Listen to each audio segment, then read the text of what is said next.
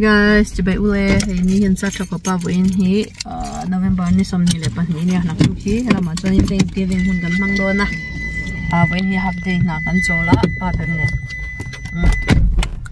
homemaker furniture maka bazar puring kan kal do na ne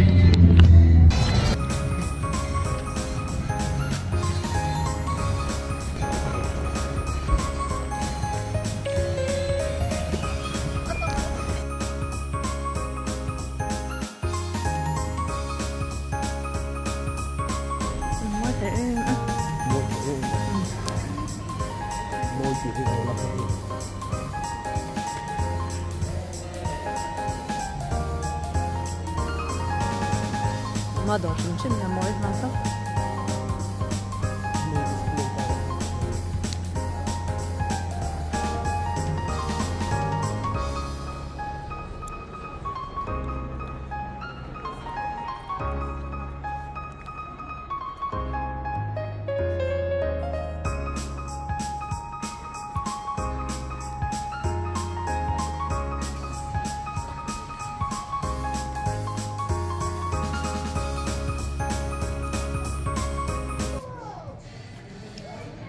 đồ kan tối cái đồ anh cái số đồ kan khác tia xây khác đồ cái lại mình có xây đàn cho mấy tóc véo mẹ lạ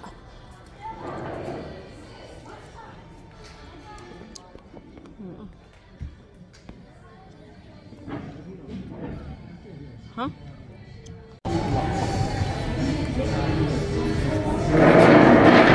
rau lấy lúc tục mắm mà em cái tia rau rau cái đó mình rau này rồi còn hay hơn nó cũng đẹp đấy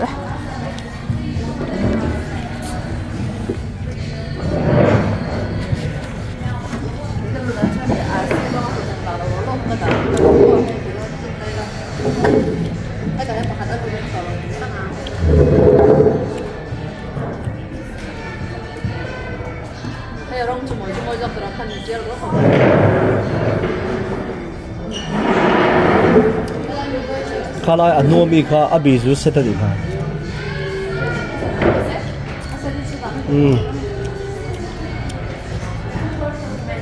In này này mình lâu hiếm về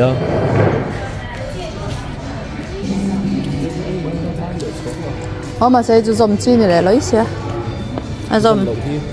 Dòng hi hay lắc lắc hay luôn. Tiếng anh dòng chi cho cậu lại.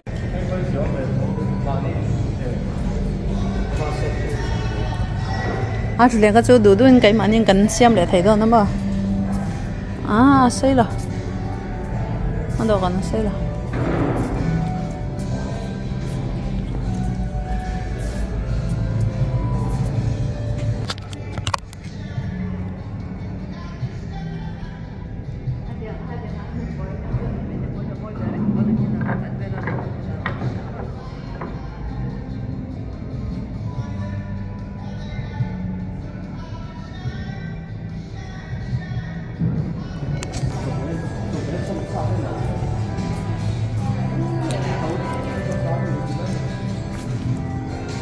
ồ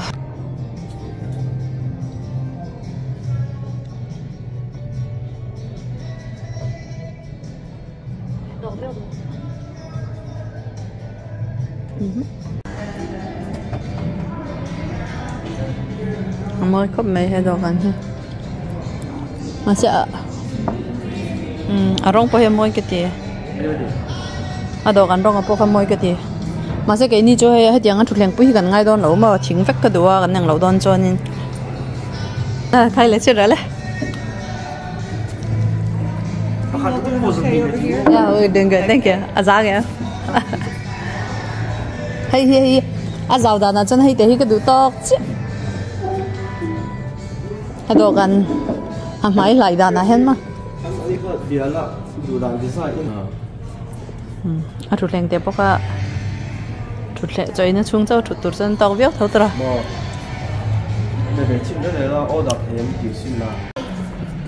You just skipped all the blocks, so it's just you. đó là sản phẩm mình từ chân chuột cái đấy.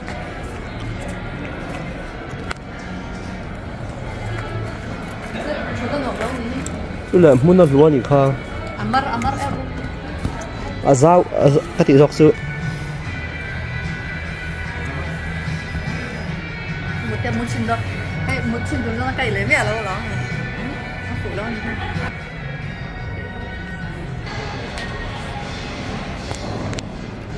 Amar mel về. Amar chút chút nó. Aha đó. Mà sẽ tem không xin được cả chút nó đấy. Anh thấy bạn nghe thế mà sẽ Amar.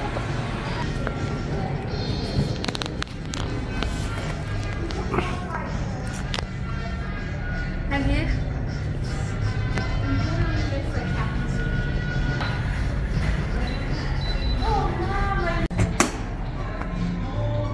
Anh đi phụ thì đó rồi. À mà nhìn là chưa mình có chút sáng thì là tí tết. Tạm rồi. Hay chứ. Sáng rồi xong có bali. Chứ là mình lại hay nói tan chơi hồn phát chăng. Hay mình lại mình sẽ đi ngắm lặng hai đứa nó bỏ hay nice day thì xong có bộ anh nhá. Cho nên hay full bed rồi cho nên là xong có bộ anh đó là hay thằng cái tông bed à. Cho nên full rồi cho nên vừa đi ta tôi đi đi. Giờ đi lại chơi lên nhà tao mà mất cái tao chứ. Rồi nay bây giờ nó lại table quay lại. Giờ đi lại chơi lên nhà ai không có tìm xong đi để bắt quá. Rồi hay bắt cái về ngay về rồi nó giờ xong đi bắt quá. Cái vậy tao cái gì? Like Sorry, not currently available. Kỳ lệ thấu đúng không? Em chụp palita na hết rồi, bedroom bằng queen bed. Anh đi đâu na address ở lại mirror, hay đi đâu na nightstand hay tel ta khát akan sa ko song ko pa rin niya. Nightstand hi chụp akan kan rak bed le ma mo, nangat lam le ka lam ma. Cho không mới hậu đôn. Không mới hậu đôn. Sure.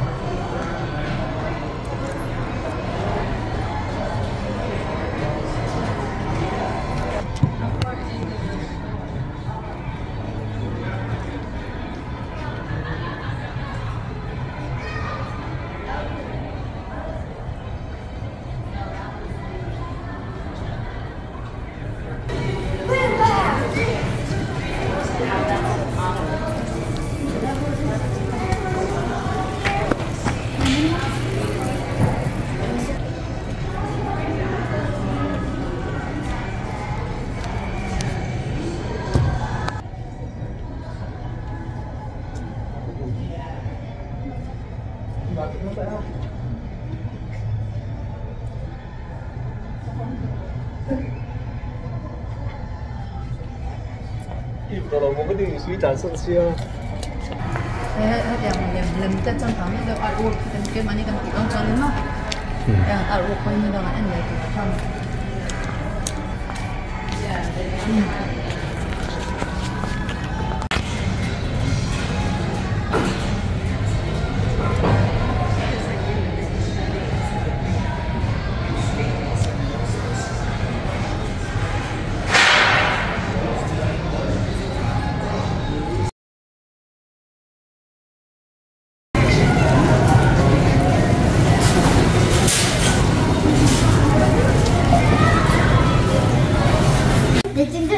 Lên.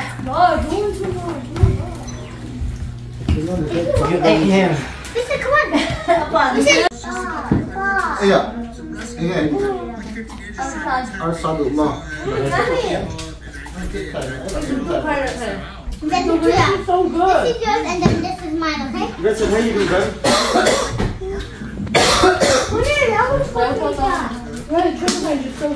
Cái này là tissue đi đâu rồi? Cái này đúng rồi. Cái này được cái này nó hay không? Hey!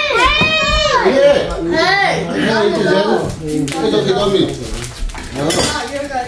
Hey! tầm ha. Ha.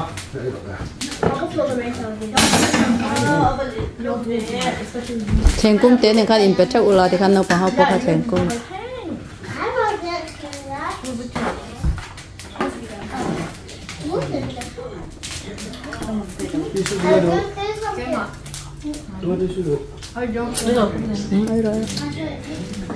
You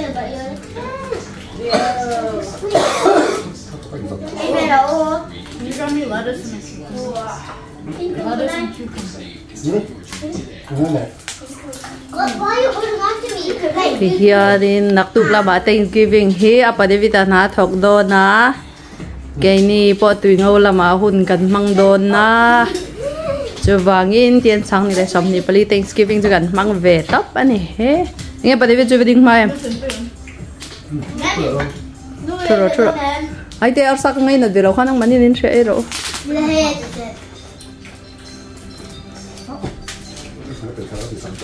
Ruby, chicken salad wrap.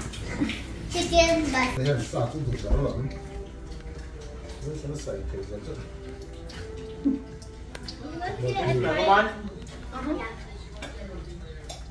You already washed this one. let's try this. Sống thì mới còn mua một tươi được rồi.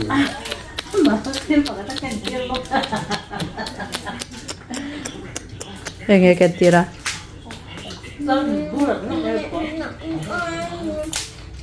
Các bạn chơi ăn.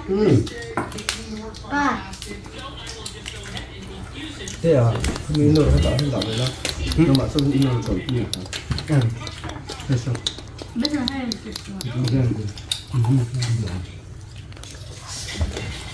Vincent à tụi em ai nhớ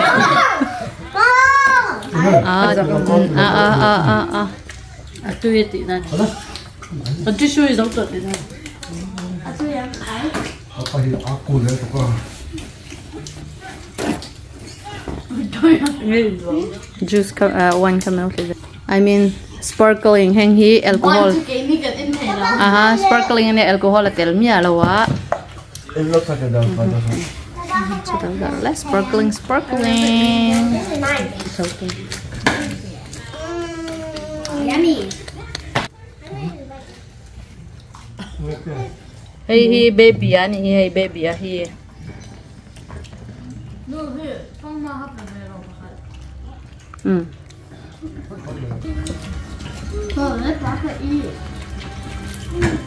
Me he Thanksgiving he Turkey in it. We're eating turkey. ai đủ bác cho anh cho hay mai lắm rồi ai đủ thế nào ta sẽ về mình ăn rất rồi mà Buffet in it. ai đi tụi em ai đi phê rồi này Give my birthday. Victoria để tụi em Happy birthday to me. Sunday để tụi em Listen. thế à Thanksgiving y'all Happy Thanksgiving. từ đây rồi Happy Thanksgiving. Look. And then happy birthday hả? Happy birthday, happy birthday, happy birthday, happy birthday. Đây happy birthday. And bây giờ birthday hả? biết cho bao Christmas theme hả nhỉ he Come now. y'all cheers Oh, I have more juice. It's a matter of size. This is. Hello. à 3, 2, 1. Cheers. Hey. Oh God. ready everyone go Happy wait Thanksgiving. oh go Cheers. Wait, guys, I have to drink it. 우리 tua pas na kal ta sa sung